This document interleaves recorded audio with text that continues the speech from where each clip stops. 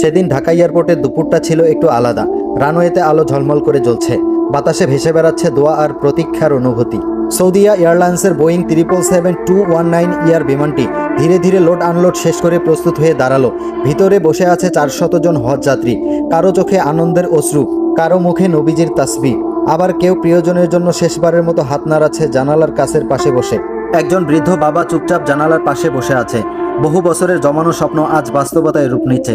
পাশের সিটে বসা তরুণ ছেলেটিও মায়ের হাত শক্ত করে ধরে বসে আছে। ভয় নয়, ভালোবাসা আর কৃতজ্ঞতার বন্ধনে কেবিনের ভিতরে যেন এক অদৃশ্য শান্তি। আল্লাহর ঘরের টানে সবার হৃদয় এক হয়ে গেছে। ইতিমধ্যেই ক্যাপ্টেনের কণ্ঠে ভেসে এলো, আসসালামু আলাইকুম প্রিয় হজযাত্রীগণ, আমাদের গন্তব্যস্থল পবিত্র মদিনা মনোয়ারা। ইঞ্জিনের গভীর গর্জনের সাথে সাথে রানওয়ে ছেড়ে আকাশে উঠল বোয়িং 777-219 ইয়ার। ঢাকা শহরের আলো ধীরে ধীরে ছোট হয়ে এলো, আর প্রতিটি যাত্রীর মনে জন্ম নিল একটাই অনুভূতি, আল্লাহর ডাকে সাড়া দেওয়ার সৌভাগ্য।